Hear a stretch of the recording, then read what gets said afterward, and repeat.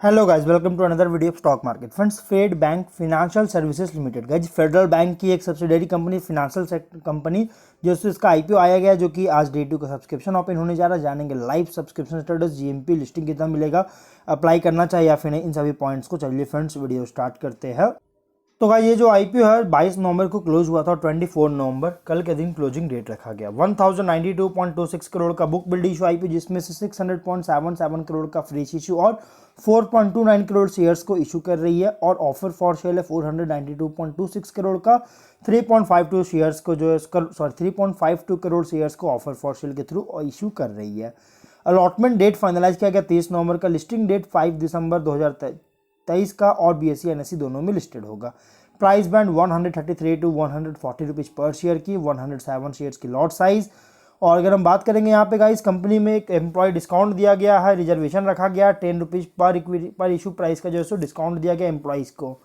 और अगर हम यहाँ पे इसके लीड मैनेजर की बात करें तो ICICI securities limited, BNP Paribas, Equirus capital private limited, JM financial limited इसकी लीड मैनेजर है। Link in time India private limited इसके रजिस्ट्रार है। प्रोमोटर होल्डिंग है गाइस प्री इश्यू 72.28% का और आफ्टर अलॉटमेंट 62.4% का। और इस फेडरल बैंक लिमिटेड इसके लीड प्रोमोटर है। लेकिन एक पॉजिटिव यहाँ पे एडवांटेज है गाइस कि प्रोमोटर की जो होल्डिंग है, फेडरल बैंक की जो होल्डिंग होगी, फिर भी मेजॉरिटी होल्डिंग फेडरल बैंक के पास ही रहेगी। आफ्टर मतलब कि पोस्ट आईपीओ जो है प्रोमोटर होल्डिंग मेजॉरिटी होल्डिंग होगा। और यहाँ पे एंकर इन्वेस्टर से 324.68 करोड़ का फंड रेज कर चुका है। अगर हम इसके भी सब्सक्रिप्शन देखेंगे तो QIB से अभी तो सब्सक्राइब कोई खास नहीं हुआ है, 0 टाइम्स है। HNI से 0.22 टाइम्स का, अंडर सब्सक्रिप्शन कोई खास नहीं हुआ है। रिटेल भी यहाँ पे 0.7 टाइम्स का, एम्प्लॉई 0.37 टाइम्स का, टोटल है 0.39 टाइम्स का। बहुत ही अंडर सब्सक्रिप्शन और डे 1 में ही लगभग 39% के आसपास सब्सक्राइब और बहुत ही ज़्यादा उतना सब्सक्रिप्शन इसमें देखने को नहीं मिला है। इसका रीज़न है जीएमपी 5 रुपीज़ का और 3.5% की एक बहुत ही लो लिस्टिंग मिल रही है। और अभी अगर देखा जाए इसके कैटेगरी में लगभग 3 main line IPO already open है, जैसे गांधार ऑयल रिफाइनरी हो गया, टाटा टेक्नोलॉजीज हो गया, इरेडा हो गया, प्लस फ्लेयर राइटिंग हो गया। इन सब के कंपैरिजन में इसकी लिस्टिंग उतनी बड़ी अच्छी लिस्टिंग नहीं दे रही है, जो कि एक बहुत बड़ा ड्रॉबैक है। इसके कारण इसमें अप्लाई नहीं किया जा रहा है, इन्वेस्टर में ज़्यादा अट्रैक्ट नहीं कर पा रही है। देखिए, Fed bank financial services limited जो है ना, फेडरल बैंक का ही एक सब्सिडियरी है, जो कि gold loans, home loans, loan against property और बिजनेस लोन सर्विसेज प्रोवाइड करती है। जो कि retail focus non banking finance company है, जो कि second lowest cost of borrowing है माइक्रो एमएसएमई गोल्ड लोन्स और MSME and gold loan peers, जो कि इंडिया में जो सेट किया गया है इसके कॉम्पिटिटर के अकॉर्डिंग 23 के फिजिकल में one of the second lowest cost of borrowings बन चुका है एमएसएमई में। और ये रिटेल फोकस्ड एनबीएफसी कंपनी है। और ये कंपनी जो है प्रोडक्ट जो ऑफर करती है गाइस, प्रोडक्ट रेंज जो इसका है, इसमें इंक्लूड है मॉर्टेज लोन्स हो गया, जैसे हाउस लोन्स हो गया, small ticket loan against property जो कि एलएपी कहते हैं, medium ticket loan against property हो गया, मतलब कि स्मॉल टिकट हो गया, मीडियम टिकट हो गया, लोन अगेंस्ट प्रॉपर्टी जो होता है। फिर अनसिक्योर्ड बिजनेस लोन्स हो गया, गोल्ड लोन्स, ऐसी चीज़ें। Company phygital door step model और मतलब फिजिटल डोर स्टेप मॉडल पर कंपनी काम करती है। फिजिटल डोर स्टेप क्या हो गया गाइस, फिजिटल हो गया गाइस आपका, एक हो गया डिजिटल और फिजिकल, इन दोनों इनिशिएटिव्स पर कंपनी काम करती है। मतलब डिजिटल भी आप इसका लोन्स ले सकते हैं फेड बैंक से, और फिजिकल से भी आप लोन ले सकते हैं इसके ब्रांच विजिट करके, या फिर डोर स्टेप मॉडल भी कंपनी काम करती है, घर आके भी जो है सो यहाँ पे डॉक्यूमेंट वेरिफिकेशन वगैरह कर सकती है, आपको लोन प्रोवाइड कर सकती है।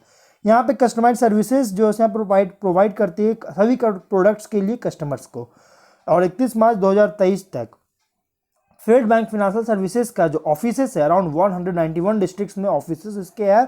16 स्टेट्स और यूनियन टेरिटरीज को कवर करती है इंडिया में। अराउंड 575 ब्रांचेज है, जो कि स्ट्रॉन्ग प्रेजेंस है साउदर्न और वेस्टर्न रीजन में, जिसमें गाइस इंक्लूड है आंध्र प्रदेश, जिसमें तेलंगाना भी इंक्लूड है, और राजस्थान जैसे स्टेट में। और कॉम्पिटेटिव स्ट्रेंथ की बात करें तो प्रेजेंस है लार्ज अंडर पेनिट्रेटेड मार्केट्स में, जो कि स्ट्रॉन्ग ग्रोथ पोटेंशियल है। फोकस क्या रहता है रिटेल लोन प्रोडक्ट्स पर, जो कि कोलेटरलाइज्ड लेंडिंग मॉडल को टारगेट किया जा रहा है, जिसमें गाइस इंडिविजुअल्स और इमर्जिंग एमएसएमई सेक्टर्स है, जो कि डिफिकल्ट होता है रेप्लिकेट करना, मतलब कि रिप्रोड्यूस करना, मतलब कि बहुत ही ज़्यादा डिफिकल्ट होता है। स्ट्रॉन्ग अंडरराइटिंग कैपेबिलिटी है, प्रेजेंस भी इसका सिलेक्ट कस्टमर सेगमेंट्स में कंबाइन में है, जो कि रॉबस्ट रिस्क मैनेजमेंट कैपेबिलिटीज के साथ जो कि फोकस किया जाता है इफेक्टिव अंडरराइटिंग और कलेक्शंस का।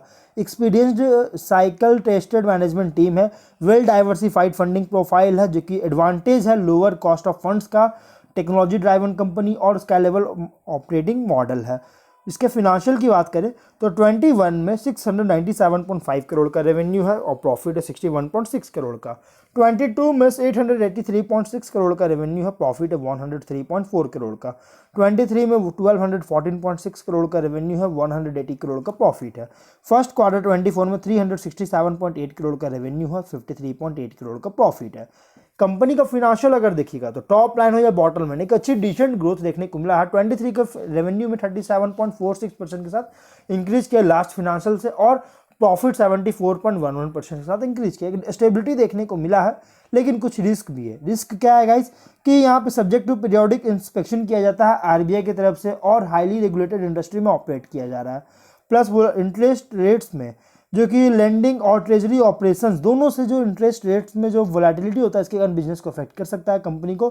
कंपटीशन बहुत सारे एस्टैब्लिश्ड इंडियन और फॉरेन कॉमर्शियल बैंक्स है, एनबीएफसीज है, एचएफसीज हो गया जैसे हाउसिंग फाइनेंस कंपनीज हो गया, स्मॉल फाइनेंस बैंक्स हो गया, lending platforms, private unorganised informal financiers, इन सभी से जो कि लगभग प्राइम और लोकल मार्केट में प्रिंसिपली ऑपरेट हो रहा है, इनसे कंपटीशन फेस कर सकती है। ये एक ड्रॉबैक। और ऑलरेडी बहुत सारे फिनेंस सेक्टर की कंपनीज ऑलरेडी स्टॉक एक्सचेंज में लिस्टेड है, ये भी एक बहुत बड़ा रीज़न है इसके सब्सक्रिप्शन डे वन में उतना ज़्यादा अट्रैक्ट नहीं करने का।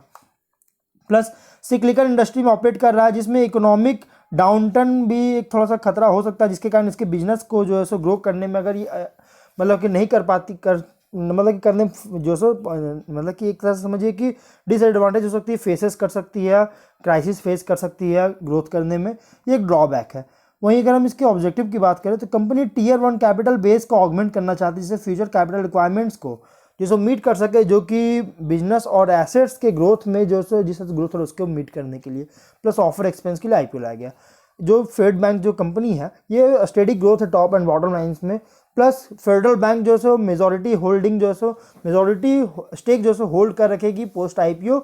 और फिनेंशियल सेक्टर सर्विस सेक्टर जो है ये वाइटल रोल प्ले करता है इकोनॉमिक को ग्रोथ करने के लिए, तो इसलिए गाइस इस कंपनी को भी थोड़ा सा एक अच्छी एडवांटेज मिल सकती है। एडिशनल फंड भी जो है यहाँ पे फास्ट आने वाले टाइम में फास्ट ग्रोथ के लिए एडिशनल फंड्स भी कंपनी ये सो बचा के रखेगी।